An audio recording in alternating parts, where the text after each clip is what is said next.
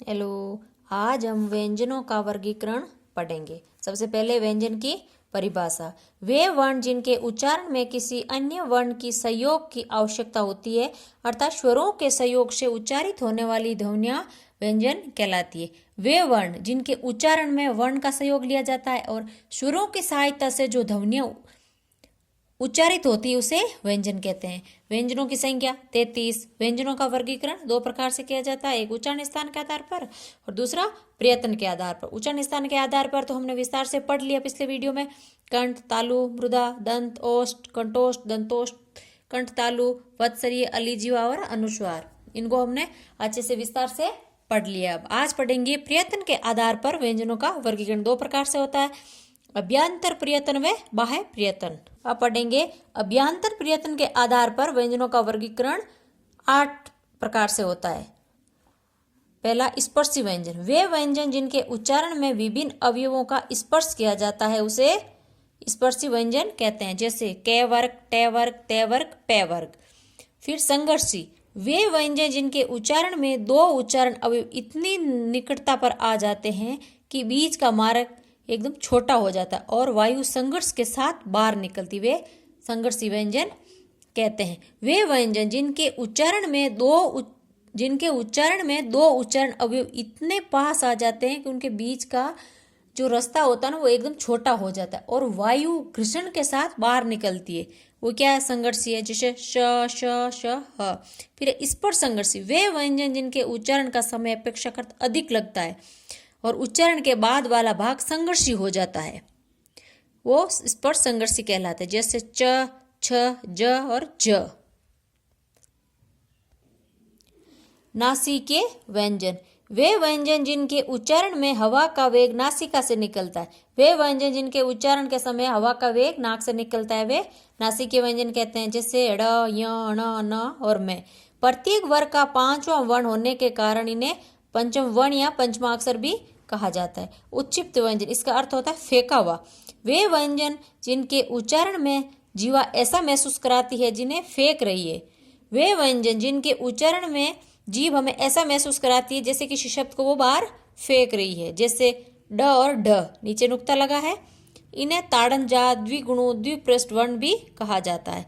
प्रकंपित व्यंजन। वे वर्ण जिनके उच्चारण में जीवा को 2-3 बार कंपन करना पड़ता है, जैसे र, इसे लुठित वर्ण भी कहा जाता है। फिर पार्श्विक व्यंजन। पार्श्व मतलब पास में। वे वर्ण जिनके उच्चारण में जीवा मसूड़ों को छूती है और हवा का वेग जीवा के आसपास या अगल बगल से निकल जाता है। वे वर्ण जिनके उच्चारण में जीभ मसूड़ों को छूती है और हवा का वेग जीभ के आसपास से निकल जाता है, वे पार्श्विक व्यंजन कहलाते हैं, जैसे ल। संघर्षहीन। वे वर्ण जिनके उच्चारण में जीवा को संघर्ष नहीं करना पड़ता, अर्थात स्वरों से मिलता जुलता योग रहता है, जैसे ये और वह, इन्हें अर्धस्वर भी कहा जाता है।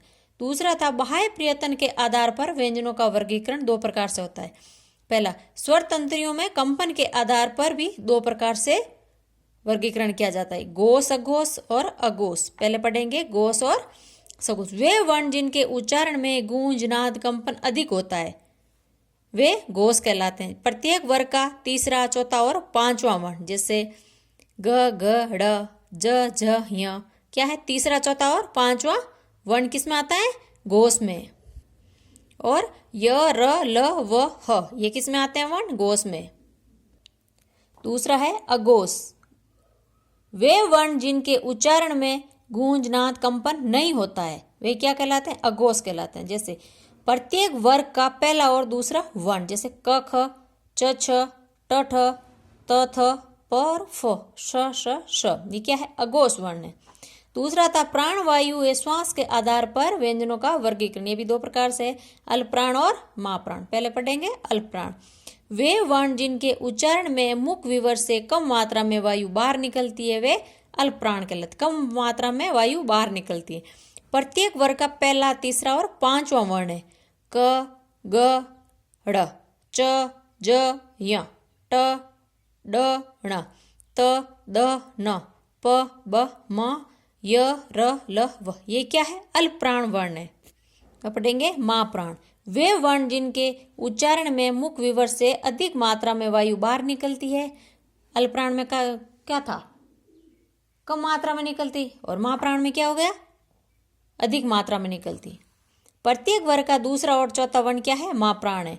ख और ग, छ और ज, ठ और ड, थ और ध, फ और मैं, श है, ये क्या है, महाप्राण है।